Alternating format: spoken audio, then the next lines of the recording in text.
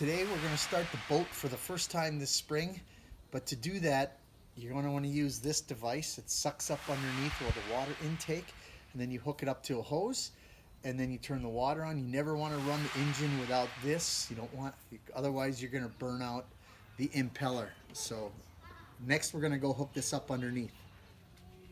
That there is the water intake, and that's where we're going to hook up that suction cup thing that we hooked up to the hose. Now we got the suction cup under here by the intake. This thing here, just so you know, you loosen it and then it expands like that. I don't know if you can see that or not, but we'll go like this and I'll push this up underneath and get it as tight as I can so we don't lose too much water, and then I'm going to tighten it. Okay, now we're ready to turn the water on. That'll be the next step. So now we've got the water running, and I'm going to start the boat. We'll see if it starts right away.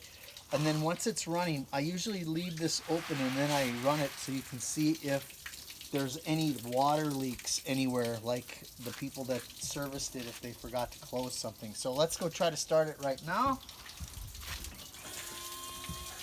And sometimes you have to push this in and to get it to go a little bit.